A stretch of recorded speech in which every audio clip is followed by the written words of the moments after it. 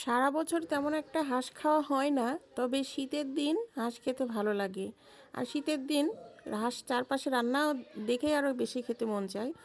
তো প্রথমে হাঁস বাইরে থেকেই কেটে নিয়ে আসা হয়েছিল, তারপরে পরিষ্কার করে এখানে সব ধরনের কাঁচা মশলা গুঁড়া মশলা দিয়ে মশলাটা আগে প্রথমে ভালোভাবে কষায় নিয়ে এই যে কেটে ধুয়ে পরিষ্কার করে রাখা হাঁসগুলো দিয়ে দিলাম। আর হাঁস এমন একটা জিনিস, দোকানদার যতই কেটে ধুয়ে পরিষ্কার করে দিক তারপরেও বাড়িতে নিয়ে আসার পরেও দেখা যায় নোংরা অনেকটা থেকেই যায়। তো তাও প্রায় ঘন্টাখানেক ধরে হাঁসটা পরিষ্কার করে নিয়েছিলাম।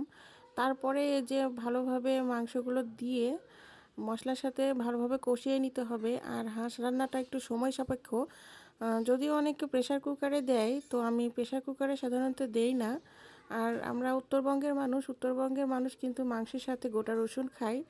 তো আমি তাই 2-3টা গোটা রসুন দিয়ে দিলাম। আর আমার ছেলেটাও খেতে অনেক পছন্দ করে মাংসের সাথে গোটা রসুন।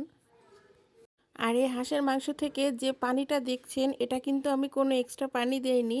মানে হাঁসটা এতটাই ফ্রেশ ছিল যে মাংসর থেকেই এই পানিগুলো ছেড়ে দিয়েছিল। আর এই পানি দিয়ে মাংসটা খুব ভালোভাবে কষানোও হয়ে গেছিলো এবং 4 ভাগের প্রায় 3 ভাগ সেদ্ধ এই পানিতেই হয়ে গিয়েছিল। তাই শেষে আর খুব একটা বেশি গরম পানি দেওয়া লাগেনি, তবে গরম পানি দিলেও লাস্টের দিকে খুবই সামান্য দিয়েছিলাম। কারণ অতিরিক্ত গরম পানি মানে অতিরিক্ত হাঁসের মাংসের ঝোল খেতে কিন্তু খুব একটা ভালো লাগে না।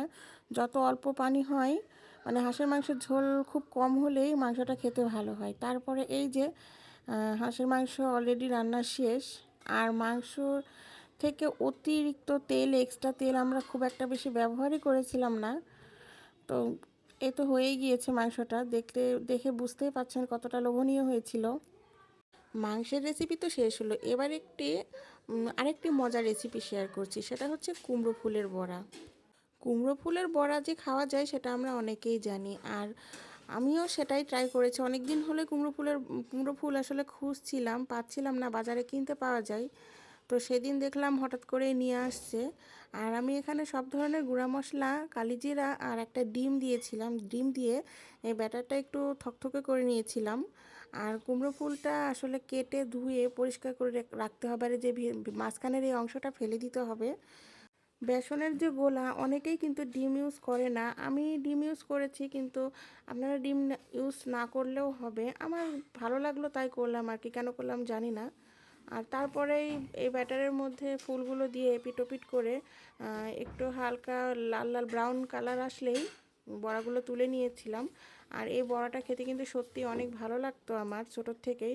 আমার মা যখন কুমড়ো গাছ লাগাতো, এই ফুল থেকে এই বড়াগুলো বানাতো।